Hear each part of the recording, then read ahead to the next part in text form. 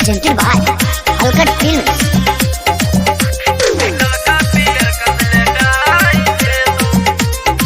Halkat Music Recording Studio Nevada.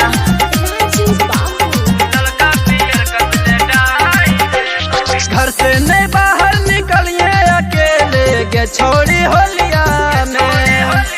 देखते छौड़ा पगला जाए तो फागुन के होलिया में हे गे घर से नहीं बाहर निकलिए अकेले के छोड़ी होलिया में देखते छौड़ा पगला जाए तो फागुन के होलिया में ललका पियर कस लेटाई दे तो ललका पियर कस लेटाई दे तो चोलिया अप सड़कोलिया में ललका पियर कस लेटाई दे तो चोलिया अप सड़कोलिया में ललका पियर कस लेटाई दे तो ललका पियर कस लेटाई दे तो चोलिया अप सड़कोलिया में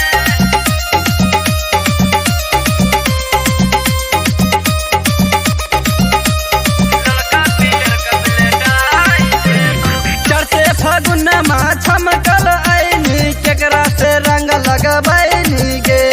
केकरो से न लगबई है गे छौड़ी हमरा तर पहले आईनी आगे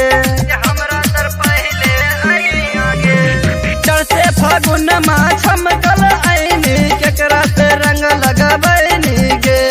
केकरो से न लगबई है गे छौड़ी हमरा तर पहले आई आगे चाहे तो कर्मी मनाए जान चलतो न कोनो बहानाए जान चाहे तो कर्मी मनाए जान चलतो न कोनो बहानाए जान सूरज पीरिस डाल दो तो चोलिया में चोलिया में चोलिया में ललका पियर कस लेटाई दे तो ललका पियर कस लेटाई दे तो चोलिया अप सड़कोलिया में ललका पियर कस लेटाई दे तो चोलिया अप सड़कोलिया में ललका पियर कस लेटाई दे तो Halkat Music Recording Studio Nevada.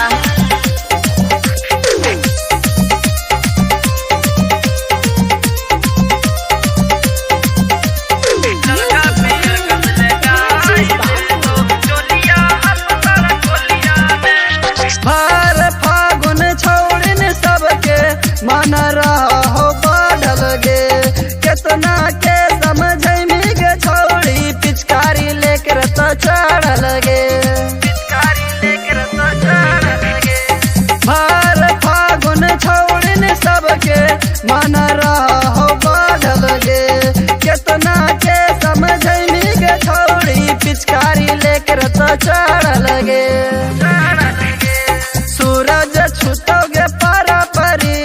डाले खातिर कर तो मारा मारी सूरज फिर छुतो पारा परी डाले खातिर कर तो मारा मारी कुंदन पर मद फंसे तो मिठे बोलिया में बोलिया में बोलिया में ललका पियर कस लेटाई दे तो ललका पियर कस लेटाई दे तो चोलिया अप सड़कोलिया में ललका पियर कस लेटाई दे तो चोलिया अप सड़कोलिया में ललका पियर कस लेटाई दे तो Presented by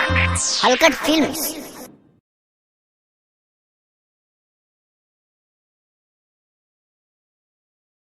ललका पियर कस लेटाई दे तो